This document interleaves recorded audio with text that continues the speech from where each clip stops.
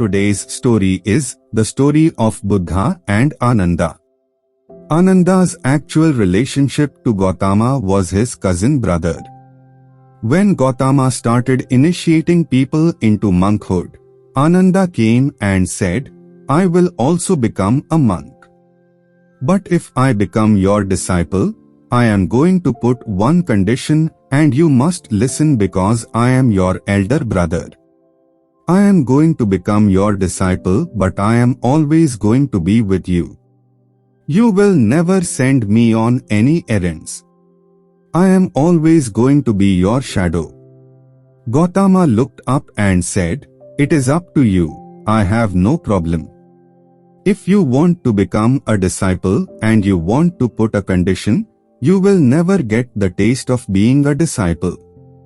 The moment you put a condition, you have just destroyed all possibilities to life." Gautama laughed and said, "Okay." When he had this condition, he fulfilled the condition. He has no problem. Once, Gautama decided to visit his wife whom he had not seen for more than 8 years. He had left in the middle of the night when his child was a very small infant. Yashoda was a very proud woman. She was very hurt that he left in the middle of the night without a word. He left the kingdom, his son, his wife, and walked away without saying anything. 8 years later, he went to see her because he wanted this possibility that he had experienced to become possible for her.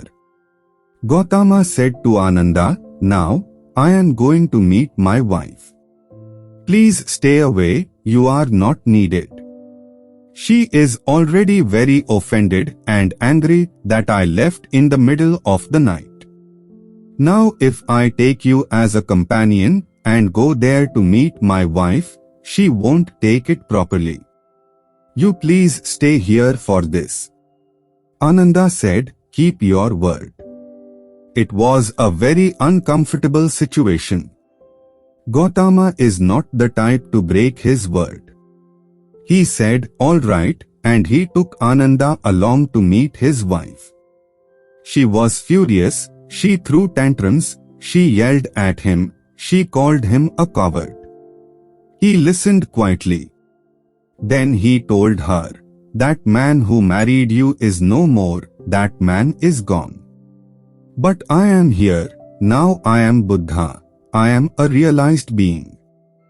Whatever was possible for that man was maybe a few more children.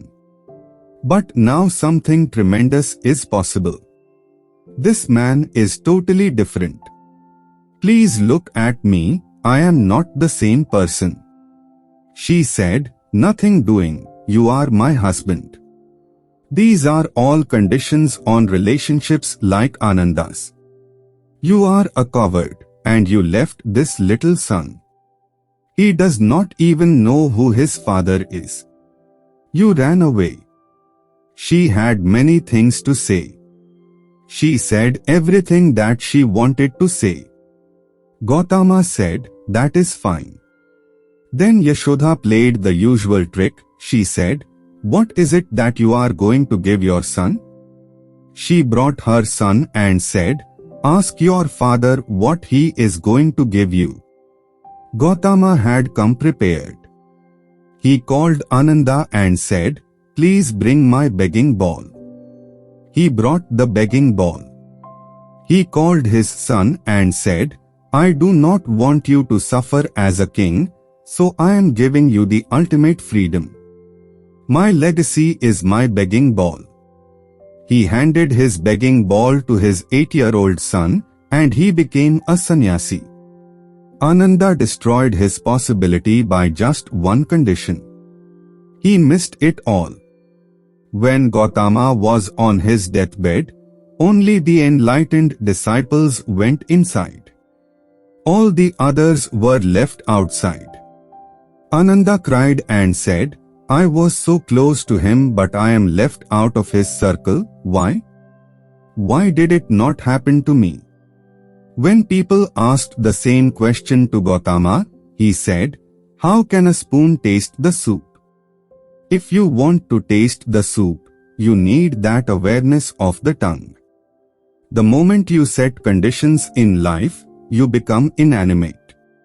You get reduced to a thing and you try to reduce the other thing. But that other thing is away from you. That was the unfortunate thing with Ananda.